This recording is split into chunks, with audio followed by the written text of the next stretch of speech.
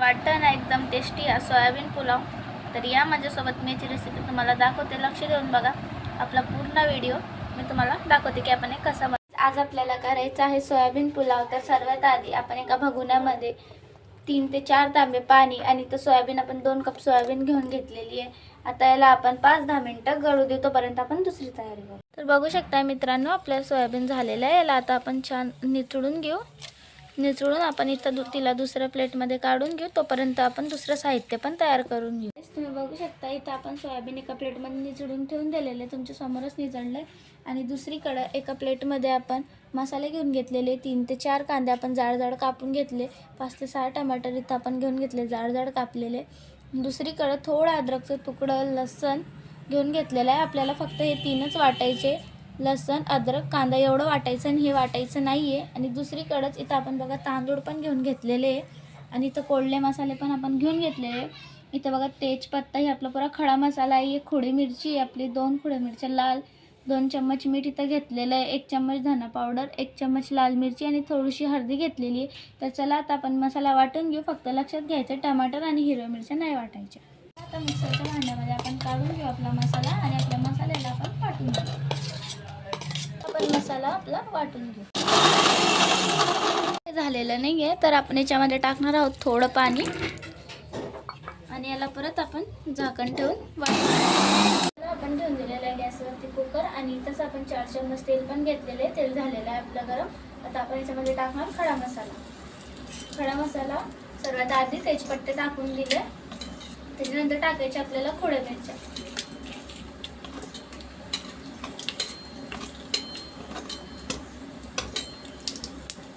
घेतलेला आहे मसाला आपण टाकून दिलेला आहे आपला वाटलेला मसाला. आता आपण यांना हलवून घेऊ. आता आपण टाकणार आहे त्याच्यात हिरव्या मिरच्या. त्याचे आपण तुकडे करून घेतले होते मधातून, त्याचे नाके वगैरे पण काढलेले नाहीये, लक्ष देऊन बघा. आपल्याला घ्यायचे टमाटर पण त्याच्यामध्ये पुरं मिक्स करून घ्यायचे, पुरं हलवून घ्यायचं त्यांना चम्मचने. याच्यात टाकायचे कोल्हे मसाले जे मी तुम्हाला आधी पण दाखवले. आता बघा आपण हळद, मीठ, धना पावडर आणि लाल मिरची पण टाकून दिले. तर आता आपण याच्यामध्ये टाकून देऊ थोडंसं पाणी आणि आपला मसाला शिजू देऊ. बघा टाकून दिलं पाणी. आता आपण याच्यावर टाकणार आहे आपला घरगुती गरम मसाला आणि यांना झाकण ठेवून देऊ, तोपर्यंत आपण तांदूळ घेऊन घेऊ. बघा इथं शिजलेला आहे आपला मसाला. आपण पुढे हलवून घेऊ. त्याच्यानंतर टाकू आपण सोयाबीन. तांदूळ पण आपण धुवूनच घेतलेले. आपल्या सोयाबीनला 5 मिनिटं मसाल्यामध्ये होऊ द्यायचे. तर बघा आता आपण झाकण उघडून बघू तर आपले सोयाबीन याच्यामध्ये झालेले तर मिक्स करून घेतलेले आपण सोयाबीन.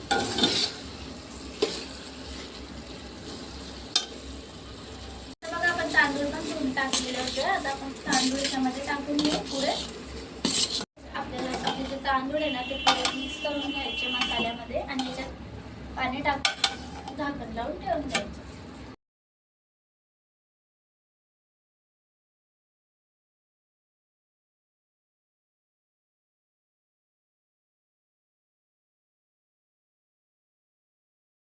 आता आपल्याला याच्यामध्ये टाकायचे 4 ग्लास पाणी. तर बघा मी जास्त नाही घेते, 4 ग्लास घेते पाणी.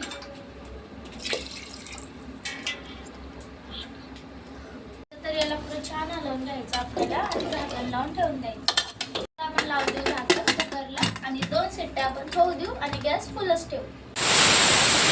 बघू शकताय मित्रांनो किती छान प्रकाराने आपला सोयाबीन पुलाव बनवून तयार झालेला आहे. एकदम टेस्टी लागणारे साध्या सिंपल पद्धतीने तुम्ही सुद्धा एक वेळेस ट्राय करून बघा. असं गरम पुलाव एक वेळेस तोंडाला पाणी येईल असं आपण बनवलेला आहे.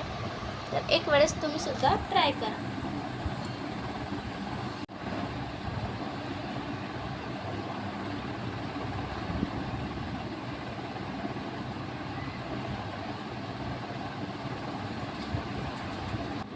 झालेला आहे आपला गरम टेस्टी सोयाबीन पुलाव बनवून तयार. तुम्हाला जर ही रेसिपी आवडली असेल तर एक लाईक, एक कमेंट नक्कीच करा.